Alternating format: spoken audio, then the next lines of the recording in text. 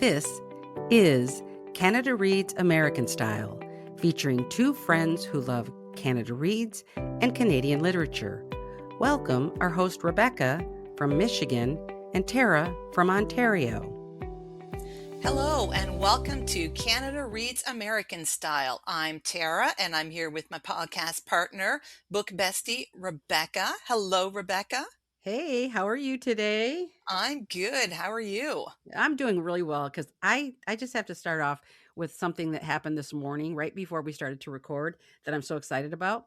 So I have, as some people may know, I'm a crow mama because I have 3 crows that regularly visit me.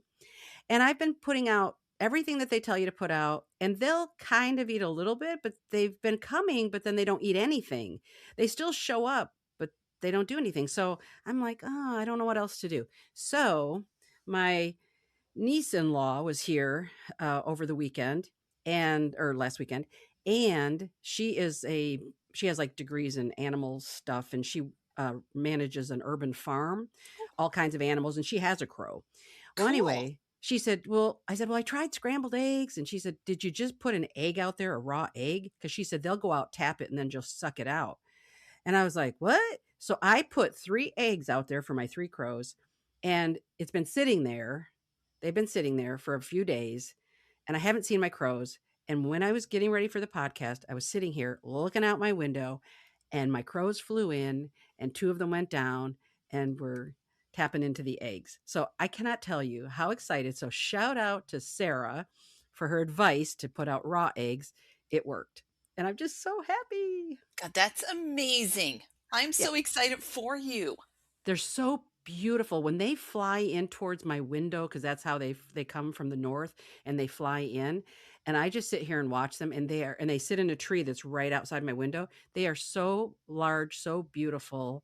I know they're really intelligent, and I just am so excited to have 3 crows that regularly visit me. Yeah, that is super cool. Yeah. Anyway, I Very had to cool. share that.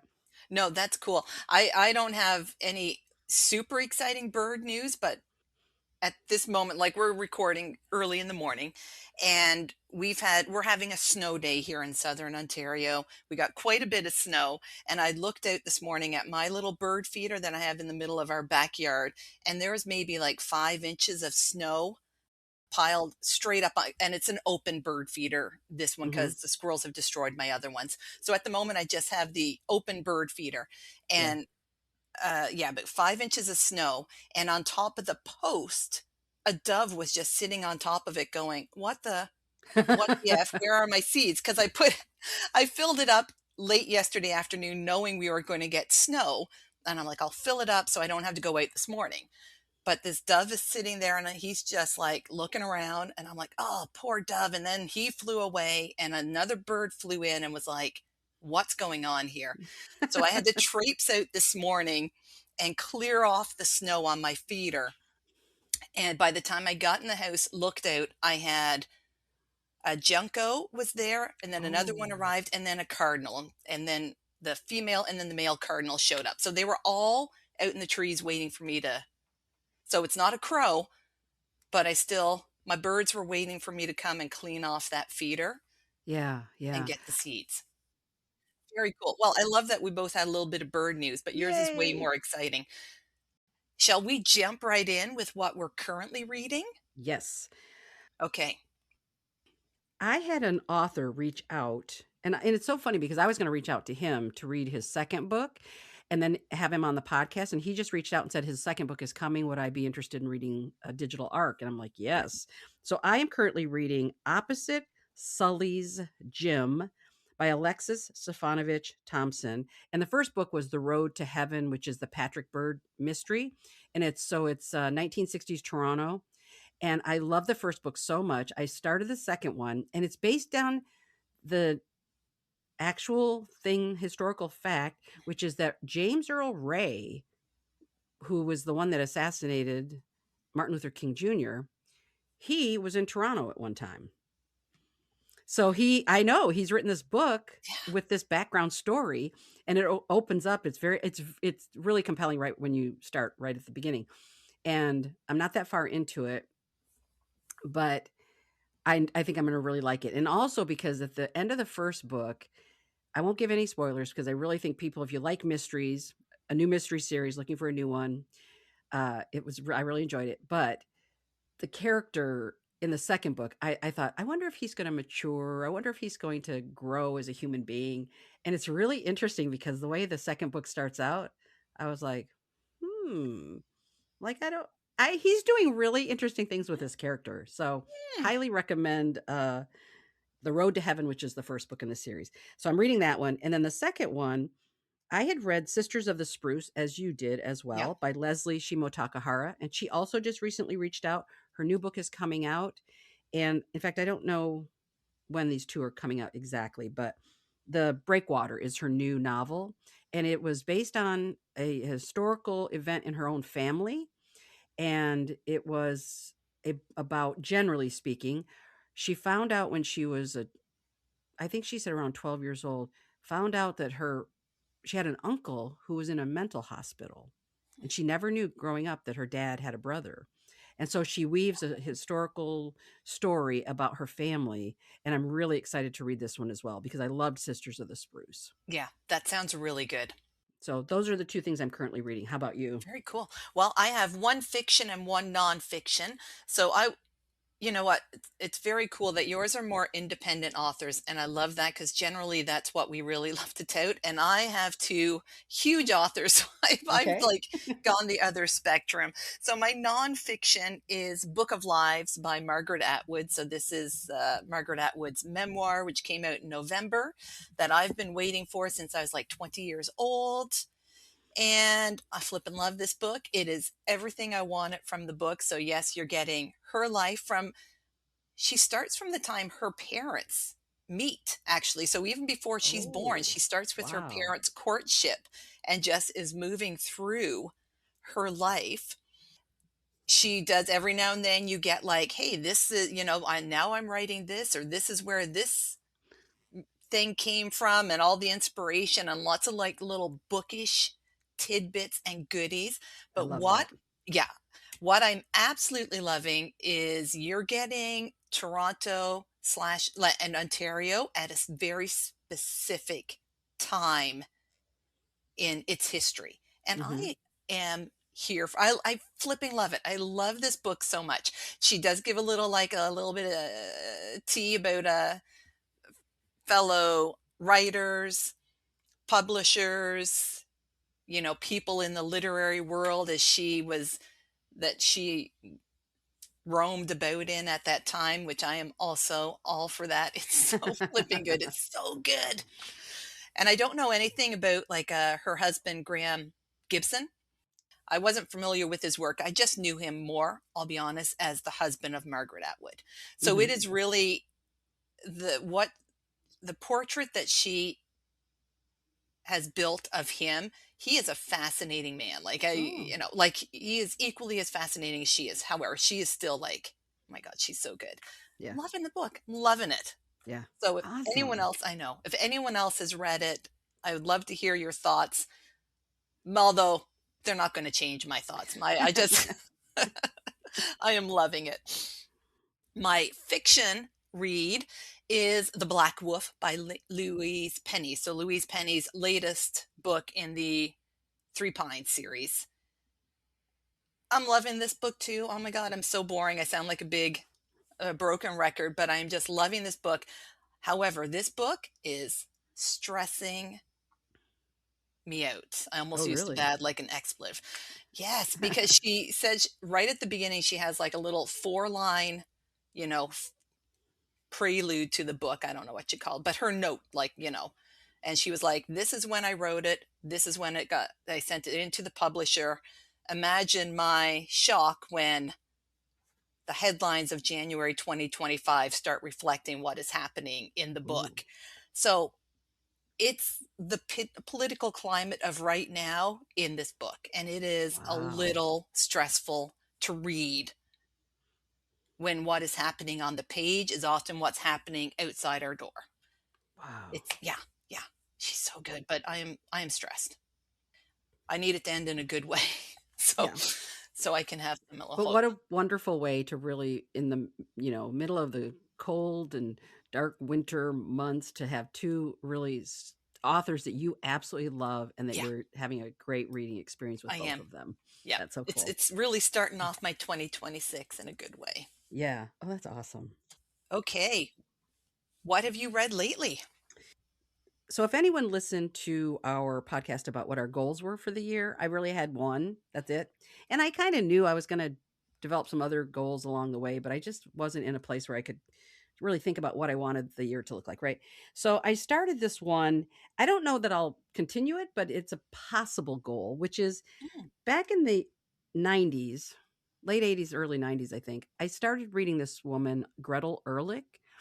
She's an American author who has lived this really amazing life. She's like been on I think she's lived in Montana, and she's just lived all over. She's written this amazing collection of essays, fiction, nonfiction, etc.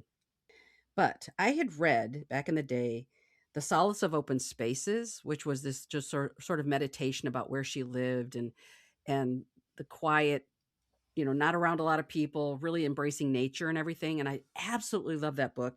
And then I also read A Match to the Heart. She was struck by lightning, and she writes about her experience of having been struck by lightning. And that was absolutely fascinating. So here's my long winded way of saying I thought I'm going to go back and start at the beginning where her first book. And her first book was To Touch the Water. It was a book of poetry, Oh, and it was published in 1981, and I read it. I actually had to buy it because I couldn't get it. And I read it, and there were two poems, especially in it, that really absolutely touched my heart. And I think she might be a poet you might enjoy. I mean, mm, you might not be able to find her, so I could always loan you my copy. But she really is about nature and kind of being out there, and and especially specifically being out in the West. And yeah. anyway, so that's the first book I read. I mean, that's the first one I want to talk about. Yeah. Is she mostly poetry and nonfiction? Do you know? She is mostly nonfiction. She's written a lot more nonfiction than she has like even poetry. I think she has a few Okay. books of poetry, maybe, I think. But I had because I loved A Match to the Heart and The Solace of Open Spaces so much. For some reason I was thinking of her, and then I looked at her body of work and I thought, "Oh, you did that with Helen Humphreys, you're Yeah. going to do it with Heather O'Neill this year." And I just thought, and she's written about like winter and ice, and I think she went to Greenland and everything. So, I mean, she's really this incredibly um courageous and out there kind of woman. And I just sort of picture if you met her in real life, she would be a little rough around the edges, maybe, I don't Hmm. know, but I just Hmm. have this image of her in my head from other things that I've read, and I just thought I would give it a try and see if I enjoy reading her other works. Yeah. Oh, I'm very excited for this. I'm not familiar with her or her work at all, Yeah. so I'm excited to see and learn as you go along. Yeah. Very Okay. cool. Yeah. Thank you. Okay, so my first book I have, oh, all fiction actually, I'm bringing with me today, is The Haunting of Modesto O'Brien by Britt Griffin. I love this title. I actually really like the cover too. It's a very cool cover. So this is a gothic tale set in the early 1900s in northern Ontario in the silver mining town of Cobalt. So it is a very atmospheric book. Like Hmm. the whole time I could picture the setting, like she describes the setting very well, and it's like dirty and gritty, and I sometimes could smell the sweat and everything. So not a place where I want to inhabit, Yeah. but I don't mind reading about it as long as I know I don't have to inhabit. So I really like, she did a great job with that. My favorite part of the book were the three main characters. So of the title, we have Modesto O'Brien, who is, I love this, he is a detective and a fortune teller. So Ooh. he's found himself in, and we learn why he's made his way to Cobalt, Ontario, but he's originally from Colorado, I believe, and he's made his way to Cobalt. His family is originally Irish, and they made their way from Ireland to the US. He's got a bit of the fortune teller thing, comes from his grandmother. So you've got a really cool, like little Celtic psychic vibe to him. And Yeah, I just thought that was super cool. And then our other two main characters are the Nail sisters, Lucy and Lily. Yeah, Okay.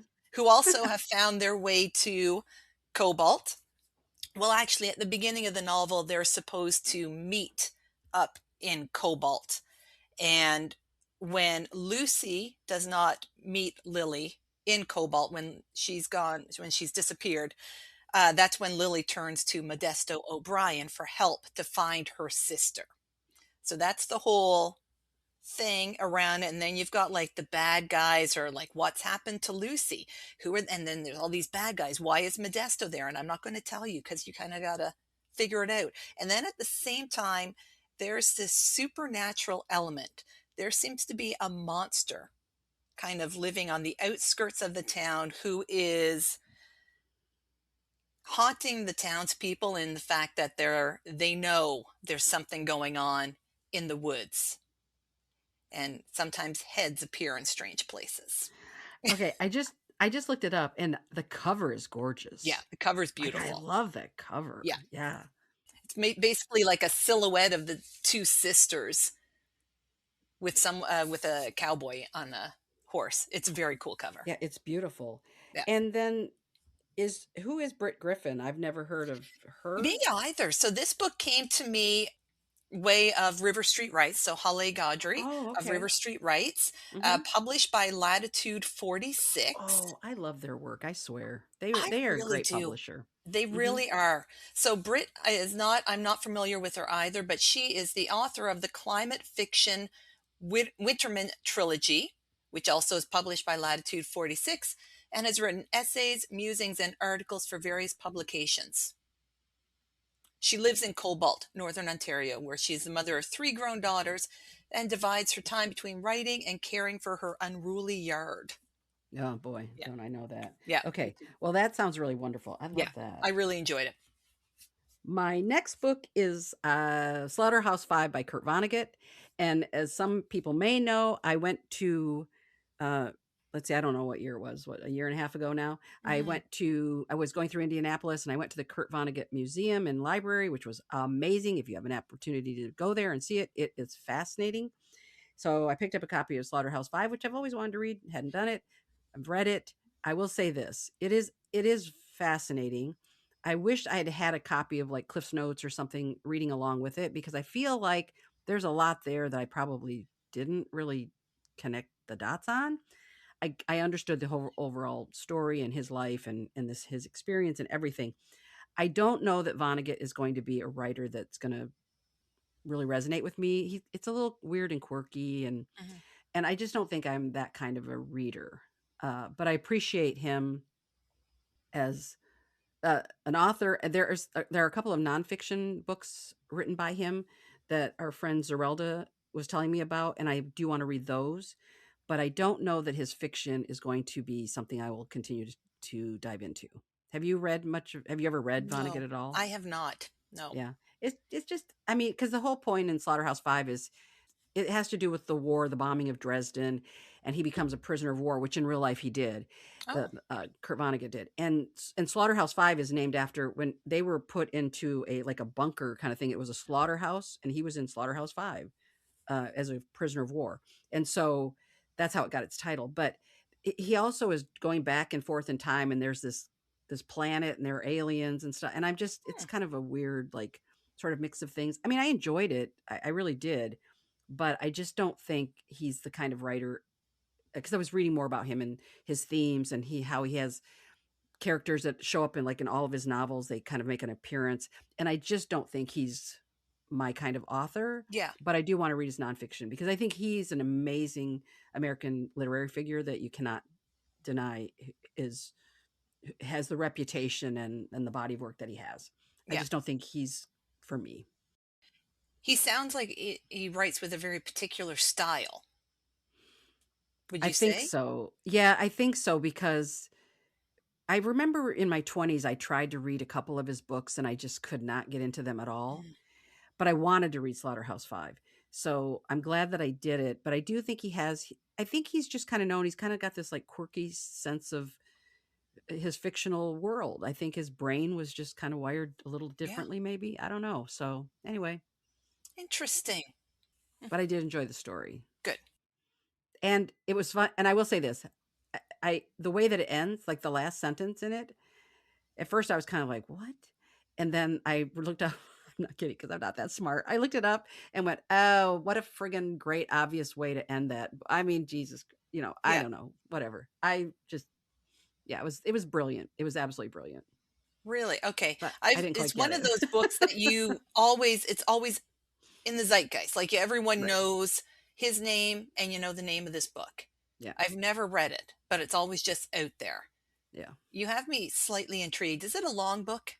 Oh no, it's not. And you can read it. It reads pretty fast, actually. Okay. Yeah, it does. No, it's you give it a try because Yeah. and actually you're a more open reader than I am. Like you'll embrace pretty much anything. You'll give it a good shot and everything. And so you might actually enjoy his writing. It's just I'm a little more, like I'm a nonfiction kind of person. Yeah. Like I like that kind of thing. But so it's just the whole alien thing was just a little odd to me. Mm, So yeah, yeah. I was when you said that I was like, "Oh, aliens." But And I didn't even know that before I picked up the book. I did not know there was a whole alien theme that runs through it. mhm. So, yeah, so maybe give it a try. Yeah. Yeah, I think I might actually. Okay, my second book, I'm bringing a horror book because my horror reading is continuing. Maybe even, I think it's going to be even going harder in the Yeah. 2026, I'll be honest. So this is an American author that has been on my radar for the last couple years. This book was just mentioned in my podcast listening in the last couple weeks, and I'm like a couple of times, and I'm like, I've got to read this book now. And it is The Staircase in the Woods by Chuck Wendig. So, the whole premise of it is five high school friends go into the forest to go camping. While they're there, a staircase appears, just a staircase going nowhere. You mean wait. You mean it's not Narnia? But go ahead. No, it's not Narnia. Oh, it's not Narnia. No. So staircase appears. One of the friends goes up the staircase, and in the end, only four friends leave the forest. Yeah. Mm. Several years later, when they're like adults and have moved on, one of them has a family and a career, like, they've moved on past adolescence, they return to the woods. Something happens that makes them return to the woods to look for their friend. And while they're there, of course, another staircase appears, and all four of them happen to go up the staircase. And then that's all I'm telling you. Okay. Let me ask you this, Yeah. as I always ask you, is because it sounds fabulous. Yeah. But my question is, do you think I could read it? You know what? I didn't find it it's very graphic. Some Hmm. of the scenes are very graphic in terms of what's described. It is scary and a little creepy. I am very good for some reason when I read horror books, I'm pretty good at compartmentalizing if I Okay. don't let myself think about it. You know what I mean? Like in the moment I might be a little scared, but I'm good at when I go to bed at night doing my best to like shut down my imagination and not think about it. Because if I did, there are scenes in here where I'd be like, "Oh, what's under my bed?" Like there are a couple creepy scenes. So I don't know. I think you could. I don't, Okay. yeah. I'd have to But read it in the daylight. So, yeah, you'd read it in the daylight because there were a couple times when I was like, I'm not reading this before I go to bed. Like it's not going to be my reading before yeah. bedtime story Okay. kind of thing. Yeah. Oh, it sounds really But it good. is. So, but what I love about horror, so the story itself, I want to know what happened to that fifth friend, what happens to the four of them when they go in the staircase, what's going on with the staircase. Interesting. Did you know about this staircase in the woods thing? That it's an actual thing? Me either. No. So we're showing our age because when I happened to mention this book to my oldest, so to Keegan, who is what, she'll be 22, when I happened to tell her, hey, I'm reading this book and I think you might like it, and she's like, oh, it's the whole like staircase in the woods urban legend. I'm like, excuse me? I'm like, this is a thing? And she's like, oh yeah, there are like Reddit groups and discussions all about like these staircases that just appear. Hmm. And I'm like, oh, this is news to me. So it is like he's built on, Czech Wendig obviously knows about it. He's built on this whole urban legend thing. So it's a thing. So I'll go back to what I was saying though. What I love about horror is that, yes, you get a really good story and I want to know what's going on, Mm-hmm. but I love that they can use that authors use horror to explore so many more like human individual experiences. So in this one, we have childhood trauma, feelings of worthlessness and guilt, isolation, the danger of remaining silent, and of course, friendship and the complexities of friendship, when friendships begin, when they end, how they end, do they end. And finally, of course, in this book, which will be explained if you read it, there's also questions of what makes a house a home. And I will end with, home is where the heart is, but sometimes it's also where the hurt is. It's Oh, because it ends up being, it's like a haunted house book, really. yeah. Yeah, it's so good. Oh, I that got to does read sound more of really his good. stuff now. Yeah. Yeah, yeah. Oh my gosh, that does sound really good. Hmm. You know what? You might really like it. Yeah. I might give that one a try. We'll see. Yep. We'll see. Okay. Not super likable characters, but I don't care about that. As long as they're good characters, not morality wise, but interesting characters. I don't care if I like them or not, but Yeah. My next book is a book I got from Halle Godry, as you said, from River Street Writes. And I was really excited to read this because as soon as she mentioned it, I grabbed a copy, a digital arc. It is Women Among Monuments, Solitude, Permission, and the Pursuit of Female Genius. And I'm probably going to butcher her name, but I'm going to give it a try. Kasia Van Schaik. I'm not really mm, sure how to pronounce it. And I was going to look it up and I forgot to see if like she got introduced or said her name at some point. But I will just say this. I tried to write a review for it. I haven't even put it up yet because this is the kind of book where I just don't know how to write what I read because I loved it yeah. that I and actually I loved it so much I bought a copy. So Oh, I'm waiting to get a copy because it's I don't think it's been published yet, but I've already ordered a copy. But it says under the description a lyrical meditation on the enduring obstacles women artists and writers face in a world still unaccustomed to recognizing female genius. So she mentions a lot of really famous women artists, writers, whatever. She talks about all these different women throughout history, but then it parallels her own journey because it's sort of like here she is trying to be a writer, trying to be an artist, and she just kept denying herself. It's almost as if she kept putting her own desires for an artistic career to the wayside. And then she starts to sort of write this parallel, and it is really a lyrical meditation is the perfect way to describe it because she is showing her own life in the context of all of these women throughout history. It is absolutely fascinating. I loved it. So if you like feminist literature, if you like women in the arts, this is really a fantastic book. It is so beautiful. I loved everything about it. I'm hoping to be able to speak with her and get her on the podcast. So we will see if I can or not. But I'm just not really great at describing it. I can just say that it was, I think, the first book I started reading in the new year, and I just finished it in no time. I just sat there and every time I picked it up, I just felt really immersed in this world of just art and beauty and mm, whatever. I loved it. So yeah. I'm describing it so poorly, but take a look at it. It's amazing. Yeah. I can't wait to read this one too.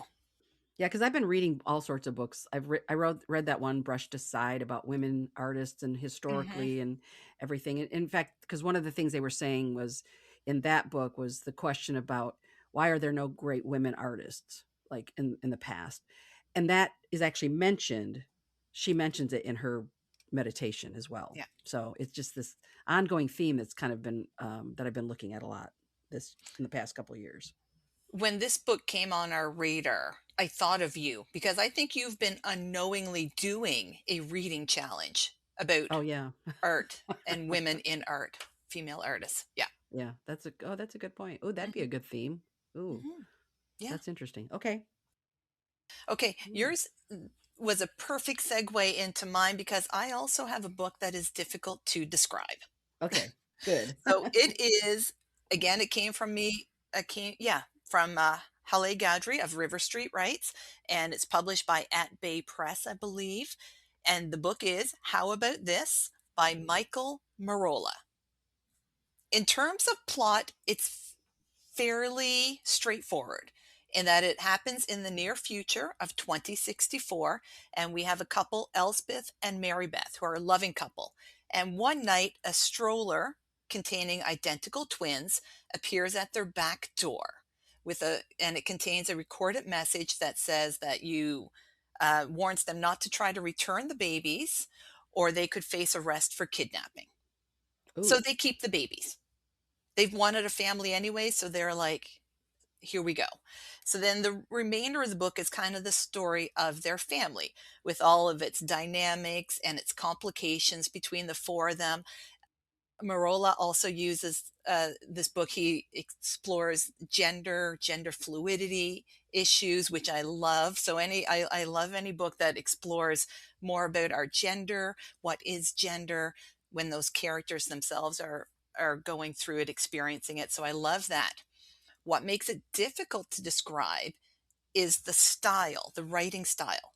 okay. Because I'll be honest, it's a short book, so it's only maybe, I think it's less than 200 pages. Mm-hmm. Yep, it's 127 pages, so it's very short.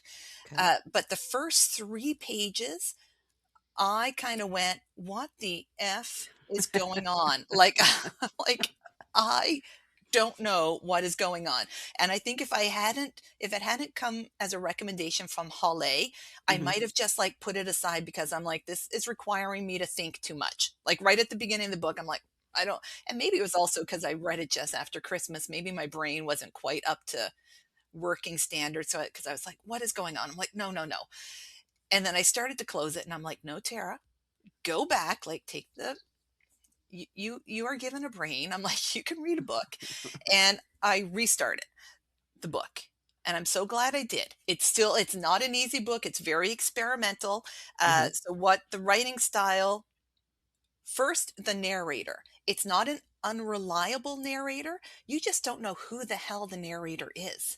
Like Oh. it's almost like an omniscient narrator Mm-hmm. who questions themselves and even questions storytelling and the whole process of storytelling.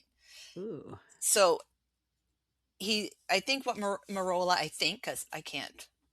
This is a very smart book. I know that so much went over my head. Yes. So many of the illusions went over my head, but he's looking at in the not so distant future, the effect of AI on storytelling and a world in which maybe humans no longer are the ones telling the story, that someone is telling the story for us about us. Because I think in the first 3 pages, when I went, what the heck is going on? It's the narrator going, so I'm going to tell you a story, and I've been told this is how you start a story. So maybe I'll start it this way. No, that doesn't work for me. So I'm going to change and we're going to start this way. And maybe I'll work in some parables and some meta and some satire and some other like really fancy words. And I'm like, what? No. So before you even get into the true story of it, you're really, he's using false starts. There's footnotes. There's lots of footnotes. And even at first I took the footnotes as to be sometimes they're just like little tongue in cheek describing phrases because, oh yes, well, this is what has you thinking you're listening to AI, is Mm-hmm. that in the story itself they'll use a phrase like puts his feet up or lets his hair down, and the footnote will then be, we could have said lets his hair down as more concrete examples of the phenomenon. But being at a desk and not having much hair, those actions would have been out of character. So it's like weird little things in that it's like the AI's like, I don't really know. I don't have feet. Why would I put them up? And what does that mean? So Oh. and then other times it's to scientific articles Mhm. that at first I thought were just like fictional, but I think they're actually real. And so there's a lot in there. It's a very interesting book. And the Yeah. story is itself about the family, the four of them is I was very drawn into their family, and then I was very intrigued by the style itself. Yeah. Yeah. Okay. Thank goodness it's short. Not that sounded terrible to say, but my brain worked hard enough in these like 130 pages Yeah. that I was like, okay, I still gotta think on stuff. All right. Well, I'm going to ask you more about that after we're Yeah. off. So I don't want to have any spoilers for anybody. So, Yeah. okay. All right. Well, my last book, and I was really excited to read this book. It took me a while to get to it, but I bought a copy so that I would get to it a little quicker. It is Precarious: The Lives of Migrant Workers by Marcello di Cintio. I also interviewed him about in the past. He wrote a book about taxi drivers called Driven. Now I can't remember the title. I'll have it in the show notes. And then also Pay No Heed to the Rockets, which was about his trip to Palestine. And anyway, I love his writing. And this was a book, and I did in my review, I put a disclaimer that everything that he talks about happening, I'm confident it is also happening to the US, but on a much larger scale, Mhm. right? Because obviously, especially with the way things are going now with migrant workers, uh, but it was kind of shocking, to be honest with you. Yeah. And I think one of the takeaways for me, and I am going to be interviewing him next week, and so the podcast will be up in I don't know exactly when, but I cannot wait to speak to him because one of the things that was really noticeable to me, and again, I'm sure it's the same in U.S. politics, how often migrants are, a law is changed, and then the migrants have a pathway or things are going. Let's say they're hopeful, and then a new administration or whatever, however your governmental process works, because I don't know the provincial laws versus like Mhm. your Federal and federal or yeah. whatever. But anyway, then they would change. And so here are people just constantly caught in the middle of hell. And he talks to a lot of people who are support services to migrant workers because obviously migrant workers aren't going to feel safe enough to speak to him directly. Now he does speak to a number of migrant workers, but that was a big piece of this is that they live in fear. They're trying to fly under the radar, but the living conditions, I meant to have it and I forgot to look it up. But again, in the podcast, please listen to Marcello when we have that discussion. But I think it was like a UN report that is basically saying that in Canada it is modern day slavery, Mhm. like now, like what's Yeah. going on now. And I will tell you that there were times when I was reading about a person or people in the book, and then I would just I would almost be doubled over, like feeling so much pain for the people who are trying to just and they're welcome to come to Canada. They're not welcome in the US, but they're welcome in Canada through this program that has changed over time. But they they're here to do a job. And if they weren't here doing this job, same as in the US, we would all be shit out of luck. Let's face it, right? We would be really in bad shape. And yet we treat them literally like modern day slavery is what they said the UN said in this report.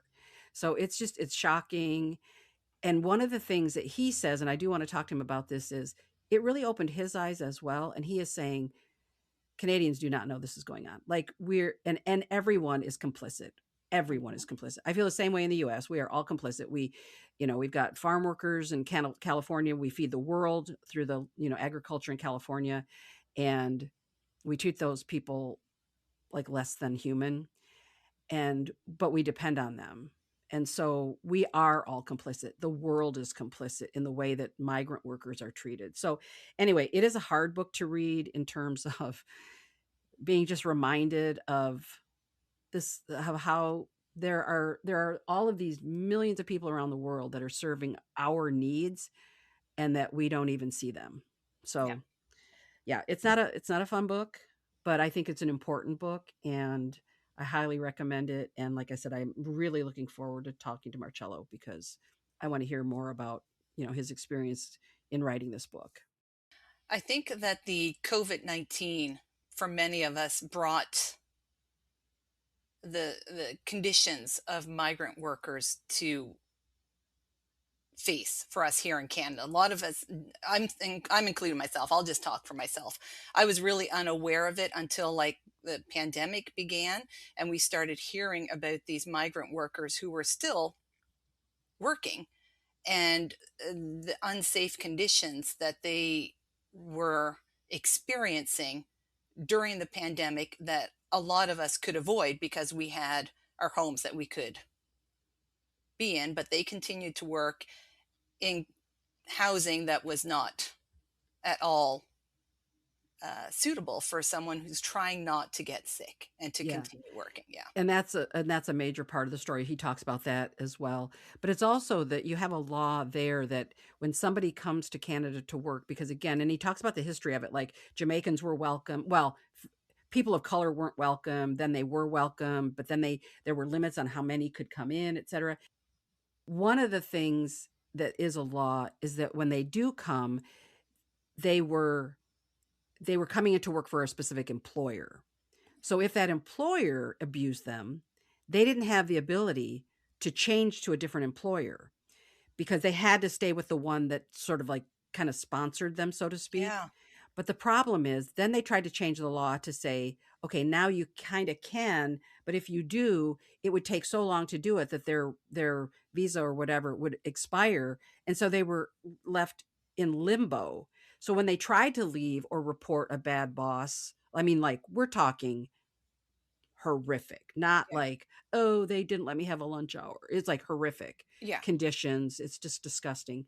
So that's why I say every time the law would change and I would just go, God, they were so close to finally, and I think the answer is that I think the issue is there are no good answers for migrant workers around the world. Exploitation will always occur. And it doesn't matter what country. Every country will find some way to exploit labor, right? Mm-hmm. Because they want to make more profit. And that's how, unfortunately, this world works. And so reading it, that's what was painful reading, was that I don't see how it can ever be different. Yeah. And so it's just knowing that people just want to come and work. They're hard workers. They want to work.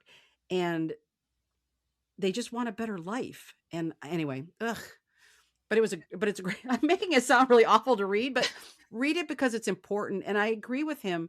The same thing in the US. We really don't know. And that's why some of the things I read, I thought, shit, I never knew that. Like that was shocking to me. Some of the things I read that I didn't know. And I agree with him. We're all complicit, because if we don't know and we don't try to help or change it, then we are complicit. And so read it because it's important and we should do better. Yeah. Oh God, I'm ending it on such a negative thing. I apologize. I finished the podcast on this really like, damn it, do better, Canada and the US. We will. And Qatar and every other place that exploited workers and blah, blah, blah. Yeah. Anyway. Let's end it with thinking about your crow babies. There you go. There we go. I'm a crow mama. There you go. We'll bookend it. And yeah.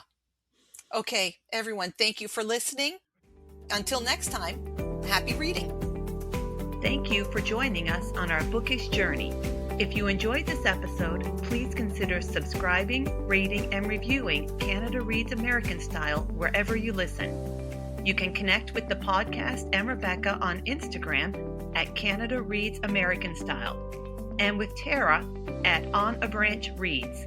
Until next time, keep reading.